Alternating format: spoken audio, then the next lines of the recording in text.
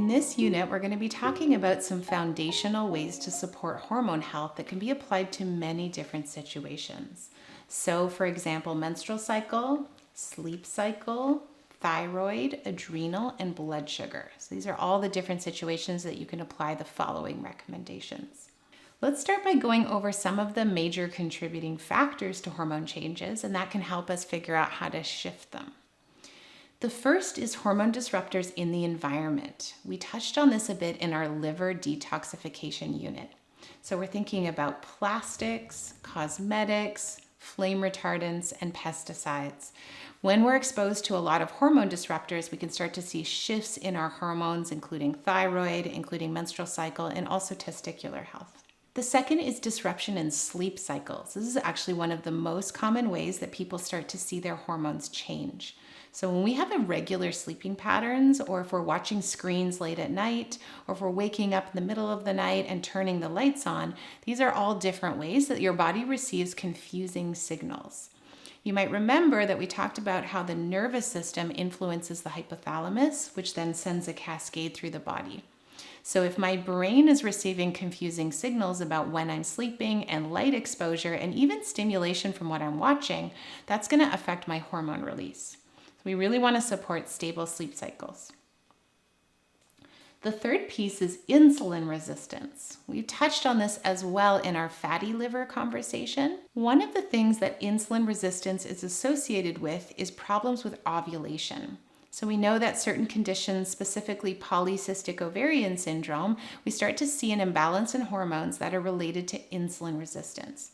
So in terms of nutrition, we might want to start to think about blood sugar management as a general strategy to support hormone health.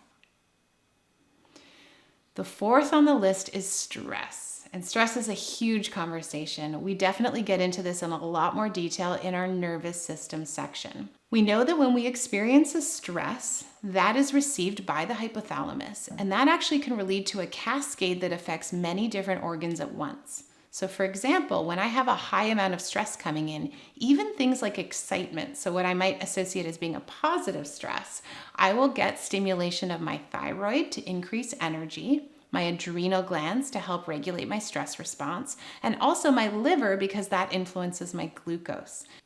In other words, stress has a range of effects on the body. So I know I just talked about a lot of different things that you can look into to balance your hormones.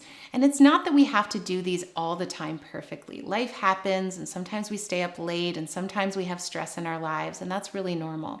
What we're looking for is just an overall consistency. And if you do fall out of your routine, it's no big deal. Your body can bounce back. So let's just focus on some of the key messages from that list that you can do nutritionally.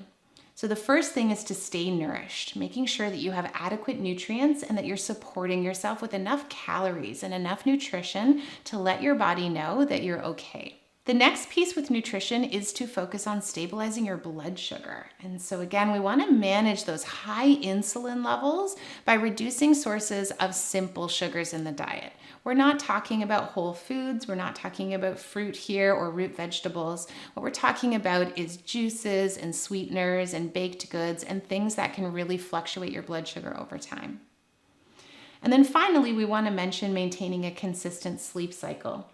Sleep is really affected by alcohol before bed, by screen time, and it's also influenced by having a large meal close to bedtime. All of these things can affect your blood sugar while you sleep, and that can sometimes wake us up in the middle of the night with a hypoglycemic response. So changing your nutrition before bed can be really helpful to stabilize your sleep cycles.